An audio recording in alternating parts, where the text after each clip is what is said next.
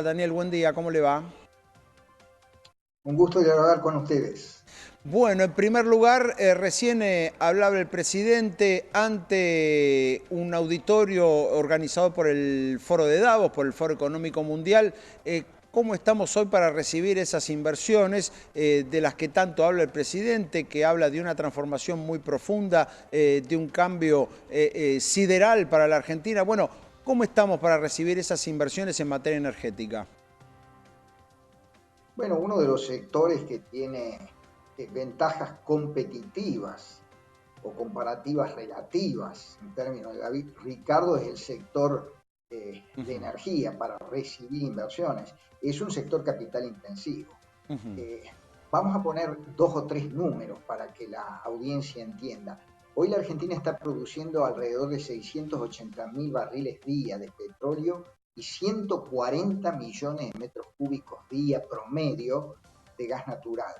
Hacia el fin de la década, principios de la próxima década, la Argentina podría duplicar la producción de petróleo y podría estar casi duplicando la producción de gas natural, poco menos, Ujú. 240 millones de metros cúbicos día. Pero para llevar adelante eso, uno tiene que pasar por ciertos filtros. Primero, la geología nos brinda la oportunidad de tener semejantes reservas para hacer ese desarrollo intensivo. Sí, Vaca Muerta ya no es un proyecto, es una realidad y hay que escalar ese Ujú. proyecto. En segundo lugar, la tecnología está, sí, Argentina es el segundo país del mundo en el desarrollo de la tecnología del fracking, perforaciones horizontales y perforación de la roca madre con fluido de agua y algunos Ujú. componentes químicos para eh, desentrampar de la roca madre el petróleo y el gas natural. Lo que falta en la Argentina es la capacidad de que empresas privadas que están y otras que pueden venir traigan los dólares suficientes para llevar Ujú. adelante esas inversiones. Estamos hablando de miles de millones de dólares. Bien, Y yo toda esa diría que inversión, acá Daniel, con CEPO es casi impensada, ¿no? O sea, que ahí esa iba inversión eso, se haga masiva con CEPO va a ser muy difícil. ahí va Fernando. Yo te diría tres condiciones. Ujú. Primero, una macroeconomía estable. Y en esto el gobierno viene apuntando a ese 2% que está dibujado en la devaluación que se hace todos los meses. Y si converge la inflación a esas tasas y después logramos controlar la inflación, eso es un logro. Segundo, escuché una síntesis de lo que dijo el presidente que la hiciste, las tasas de riesgo país tienen que Ujú. seguir bajando, porque todos estos proyectos tienen tasas de descuento, y con tasas de Claro. descuento que todavía reflejan Ujú. el riesgo país de 1.200 puntos básicos. Muchos de estos proyectos marginalizan tareas que se podrían realizar. Y yo te diría que sí, el tercer punto que subrayó el presidente y que tuvo en el resumen que hiciste, el tema del cepo. Ujú. Y me refiero específicamente al cepo cambiario. Acá Claro. tienen que ingresar cantidades de dólares y quien entierra dólares tiene que saber Ujú. que cuando esa inversión madure puede sacar dólares y tiene que saber que lo puede sacar por el mercado libre de cambios sin mayores Ujú. restricciones y que tiene otras opciones de inversión en otras partes del Ujú. mundo, sino la inversión va a ser reticente y vamos a tener un subdesarrollo de Vaca Muerta pudiendo tener un desarrollo intensivo del recurso este que existe. Bien, Daniel, las condiciones que le da el RIGI a estas grandes empresas extranjeras que pueden venir para el área de energía son excesivas, son las normales para esta clase de proyectos. A ver, antes la ley de bases. La ley de Ujú, bases señala una serie de puntos en materia rumbo de energía que son ujú. importantes en un proyecto que va a ser exportador. La ley de bases dice, vamos a dejar de lado el objetivo del autoabastecimiento, ahora el objetivo es maximizar renta petróleo. Bueno, en una estructura productiva que se prepara para la exportación, esto es importante. Renta petrolera es precio menos costo. Los precios los vamos a recibir del mercado internacional o regional. No somos formadores de precios. Tenemos que trabajar sobre los costos. Entonces, lo otro que dice el RIGI, que es importante para complementar esto, es que va a haber estabilidad tributaria, porque los costos están incidiendo los tributos. Si me modifican las reglas tributarias con las cuales yo decidí la inversión, se modifican la apropiación y distribución de renta, que es lo que rige la inversión en este negocio, es lo que hay que entender, Fernando. Así que el RIGI es bueno, yo diría en ese aspecto, es bueno en el aspecto que señala también una baja del impuesto a las ganancias, la tasa del 35 pasa al 25, y también da otras señales en materia cambiaria por si vinieran en el futuro nuevos regímenes de controles cambiarios, uso, disponibilidad de divisas y estas cosas. En ese sentido es importante. Y me dices, bueno, se privilegia ciertos sectores y se deja de lado otros. La verdad que tendría que ser un régimen general para todos los sectores productivos. Está claro, y que el gobierno eligió algunos sectores en particular, claro. Sí, pero ¿por qué se lo ha hecho, Fernández? Yo creo que se lo ha hecho porque son sectores muy capital intensivos. Necesitan muchísima inversión y entonces esa inversión, mucha de la cual tiene que venir de afuera, y bueno, conoce nuestros antecedentes. Y la verdad que el prontuario nuestro en materia de inseguridad jurídica, me imagino que no nos favorece, me imagino. Daniel. Nos condena. Nos condena. En las últimas horas, mejor dicho, en los últimos días, hubo un cambio relevante en el área de energía del gobierno. Salió el anterior secretario Eduardo Rodríguez Chirilo, fue reemplazado por María Tetamanti. Además del cambio de nombres, allí hubo también lo que se conoció como un acercamiento entre el PRO y el gobierno en este área en particular, en el área energética. ¿Qué análisis tiene de todos estos cambios que se están produciendo?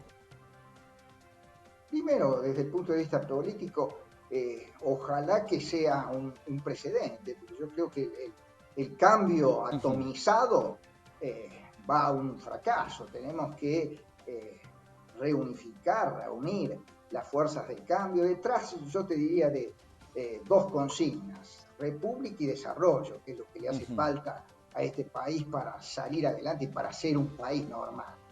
Entonces, en ese sentido político, me parece que si esto es un precedente de posibles nuevas convergencias en torno a la consolidación e institucionalización del cambio, hay que despersonalizarlo, es bueno.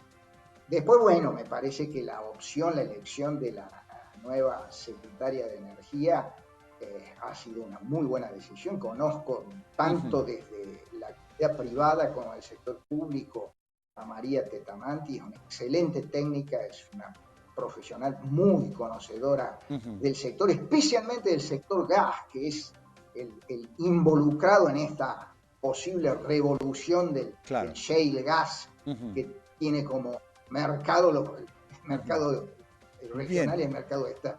Y al tope de la agenda de la nueva secretaria está el tema de los subsidios, ¿no? Del recorte de subsidios.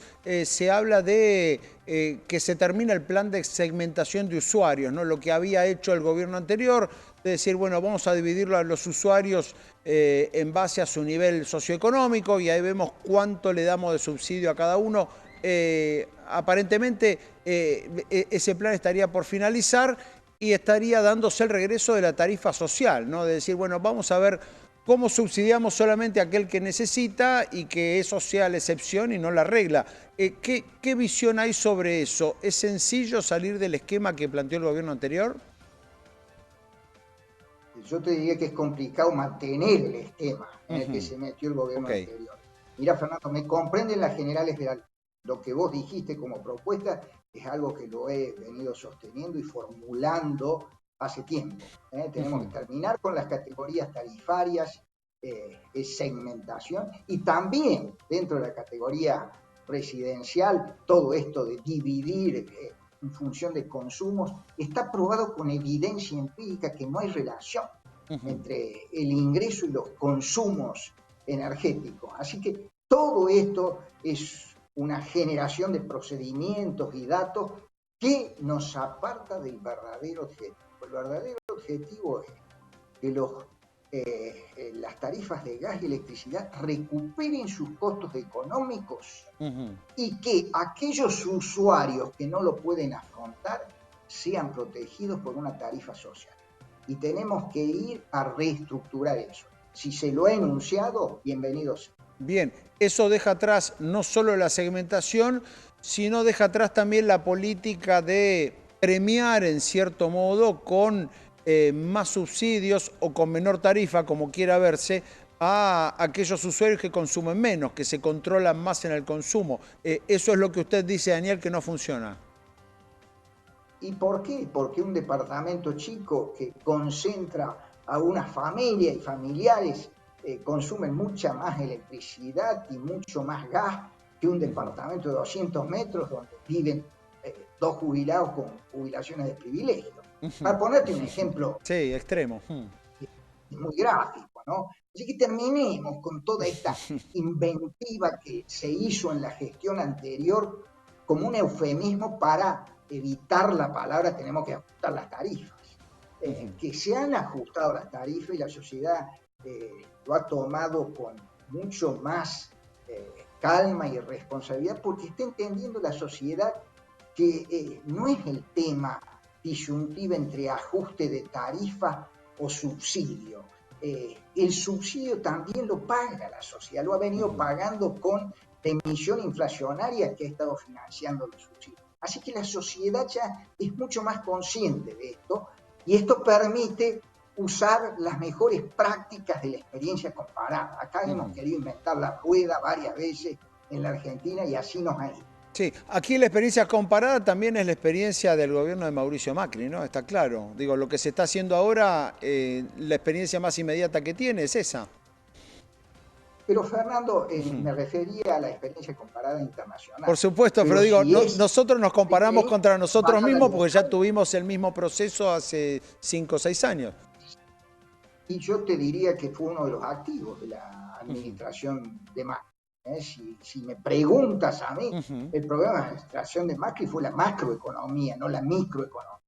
En materia energética se había recuperado las tarifas, se estaba recuperando la calidad del servicio, el número de cortes y duración de las interrupciones, se estaba recuperando el proceso de inversión, tanto en petróleo como en gas. Así que si hubiéramos mantenido esa tendencia, hoy ya estaríamos produciendo 1.200.000 barriles día de petróleo y muchísimo más gas natural. Bien, la última, Daniel, y agradeciéndole muchísimo su tiempo. ¿Vamos a tener un verano difícil en materia de electricidad? No es una forma de zafar, pero depende del tiempo.